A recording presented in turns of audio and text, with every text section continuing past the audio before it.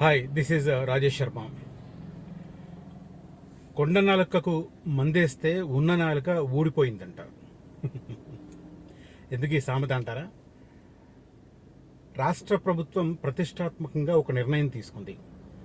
ఆ నిర్ణయానికి అనుగుణంగా ఒక జీవో జారీ చేసి ముందుకెళ్లే ప్రయత్నం చేస్తుంది. కానీ ఆ జీవో తర్వాత మారబోతున్న పరిణామాలను దృష్టిలో పెట్టుకొని ఆ పరిణామాలు చోటు చేసుకునే ఆ గ్యాప్ పీరియడ్ని అనుకూలంగా మలుచుకునేందుకు కొంతమంది ప్రయత్నం చేస్తుండడం వల్ల అది అంతిమంగా ప్రభుత్వానికి, అదే రకంగా ఒక ప్రతిష్టాత్మకమైన సంస్థకు చెడ్డ పేరు తీసుకొచ్చే పరిస్థితి. ఎస్, డీటెయిల్స్ చెప్తాను. డీటెయిల్స్ చెప్పే ముందు చిన్న విజ్ఞప్తి. ఫ్యూచర్ సిటీలో ఇన్వెస్ట్ చేయాలనుకున్న వాళ్ళు ఖచ్చితంగా త్వరపడాలి. ఎందుకంటే ప్రస్తుతం ప్రభుత్వం చేతిలో ఉన్న 14,000 ఎకరాలలో 1,300 ఎకరాలను ప్రభుత్వం త్వరలో వేలం వేయబోతోంది. ప్రస్తుతం ఈ రియల్ ఎస్టేట్ బూమ్ అటువైపు కొనసాగుతుంది. ఎందుకంటే ఫ్యూచర్ సిటీకి సంబంధించి ఆల్మోస్ట్ ప్రతి వారంలో 1-2 నిర్ణయాలు ప్రభుత్వం వైపు నుంచి వెలువడుతున్నాయి. తాజాగా మార్చి 12వ తేదీన GOMS 69 జారీ చేసి ఫ్యూచర్ సిటీ డెవలప్మెంట్ అథారిటీని ఏర్పాటు చేస్తూ 56 రెవెన్యూ గ్రామాలను అందులో చేర్చారు. అంటే వచ్చే 10, 15, 20 సంవత్సరాలలో ఫ్యూచర్ సిటీ ఆ 56 గ్రామాలలో విస్తరించబోతుంది. అయితే 10 ఏళ్ల తర్వాత, 15 ఏళ్ల తర్వాత విస్తరించబోయే చోట్ల కూడా ఫ్యూచర్ సిటీ అనే ట్యాగ్ లైన్ పెట్టి రియల్ ఎస్టేట్ సంస్థలు తమ వెంచర్లను అమ్ముకునే ప్రయత్నం చేస్తున్నాయి. So Telangana industrial infrastructure corporation రూపొందించిన master plan, original master plan చూసి ఏ ఊరు ఎక్కడ ఉంది, ఎక్కడ ఎప్పట్లోగా విస్తరించే అవకాశం ఉంది, క్లియర్ కట్గా బుర్ర పెట్టి ఆలోచించి ఒక నిర్ణయం తీసుకోండి. పిచ్చిగా ఎవరు చెప్పినా అది నమ్మొద్దు. తర్వాత ఫ్యూచర్ సిటీకి సంబంధించి కూడా ఒక మ్యాప్ వచ్చింది. ఆ మ్యాప్ను కూడా కొంతమంది మార్ఫింగ్ చేస్తున్నారు. కాబట్టి future city development authority GO చూసి ఏ గ్రామాలు ఉన్నాయి అనేది క్లియర్ కట్గా తెలుసుకొని ఆ గ్రామాల పరిధిలో ఇన్వెస్ట్ చేయండి. కొద్దిగా దూరం అయితే తక్కువ ధరకు దొరకవచ్చు, సెంటర్ అయితే కొద్దిగా ఎక్కువ ధరకు దొరకవచ్చు. సో ప్రస్తుతం ఉన్న పరిస్థితుల్లో సెంటర్ అంటే 4 గ్రామాలు: నక్కర్త మేడిపల్లి, నానక్ నగర్, తాడిపర్తి అండ్ కుర్మిద్ద. ఈ ప్రాంతాలు ప్రస్తుతం ముందున్నవి. మీర్ఖాన్పేట కూడా ఒక 2 కిలోమీటర్ల దూరమే ఉంటుంది. మీర్ఖాన్పేటకు అటువైపున ఉన్న కొన్ని వెంచర్లు కూడా ఫ్యూచర్ సిటీ పేరు మీదనే సేల్ చేసుకుంటున్నాయి. తప్పు లేదు, వాళ్ళ ప్రయత్నం వాళ్ళు చేస్తాయి. కానీ ఒరిజినల్ ఏంటనేది గ్రహించాల్సిన అవసరం మనకుంది. కరెక్ట్ లేఅవుట్ ఏంటి, కరెక్ట్ గవర్నమెంట్ ప్లాన్ ఏంటి, ఇది చూసి దానికి అనుగుణంగా నిర్ణయం తీసుకోవాలి. ఇది జస్ట్ నా అడ్వైస్. ఓకే, కుర్మిద్ద అదే రకంగా నక్కర్త మేడిపల్లి దగ్గర 2 వెంచర్లు ఉన్నాయి. 2 వెంచర్లు ఆనుకొని ఉంటాయి ఫ్యూచర్ సిటీకి. ఒకవేళ త్వరితగతిన మీరు విజిట్ చేసి ఒక నిర్ణయం తీసుకోగలిగితే మంచి ప్లాట్లను తీసుకునే అవకాశం ఉంది. Right, coming back to the subject. HMDA విస్తరించే క్రమంలో భాగంగా GOMS నంబర్ 68ని మార్చి 12వ తేదీన ప్రభుత్వం విడుదల చేసింది. దాని ప్రకారం రీజనల్ రింగ్ రోడ్ అవతలి వరకు ఒక 5 కిలోమీటర్ల దాకా బఫర్ జోన్ పెట్టి రీజనల్ రింగ్ లైన్కి సంబంధించి కూడా అధ్యయనం కొనసాగుతుంది. జూన్లో రైల్వే బోర్డుకు ఆ నివేదిక వెళ్ళబోతుంది. అక్కడి దాకా కూడా ఈ HMDA పరిధిని విస్తరిస్తూ దాని పేరు మారుస్తూ, HMDA అంటే మనకు హైదరాబాద్ మెట్రోపాలిటన్ డెవలప్మెంట్ అథారిటీ, దానిని మారుస్తూ HMRగా మార్చారు. హైదరాబాద్ మెట్రోపాలిటన్ రీజియన్ అని. అది ఎక్కడి వరకు ఉంటుంది?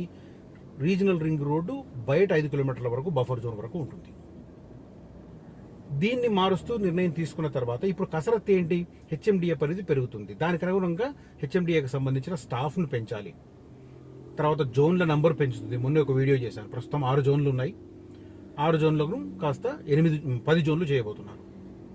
తర్వాత కొత్తగా 4-5 జిల్లాలు కూడా దాంట్లో చేరినాయి. మొన్నటి వరకు 7 జిల్లాల పరిధిలోకి HMDA విస్తరించి ఉంటే ఇప్పుడు 11 జిల్లాల పరిధికి పెరిగింది.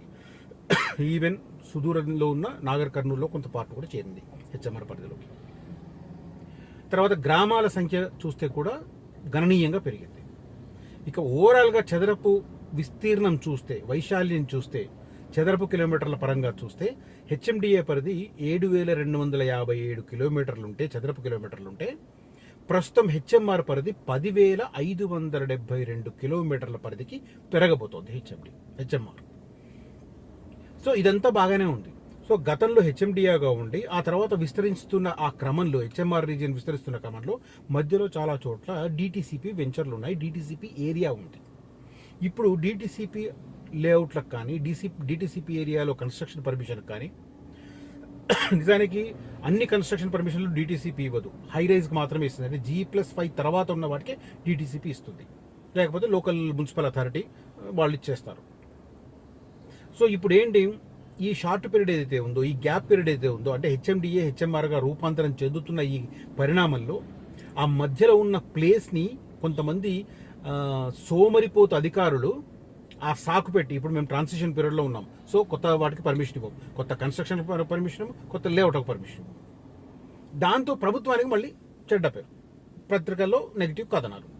మనకు బాగా నెగిటివిటీ అంటే బాగా ఎక్కువ కదా.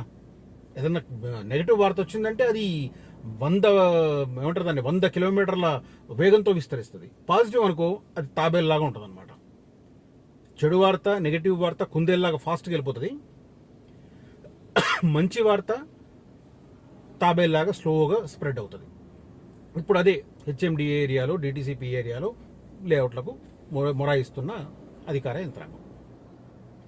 సో ఉన్నతాధికారులు కూడా ఒక జీవో జారీ చేసి ఆ ట్రాన్సిషన్ పీరియడ్ కోసం మీరు ఏం చేయాలి అని ఆ అధికారులకు ఒక నిర్దిష్టమైన డైరెక్షన్స్ ఇవ్వాలి.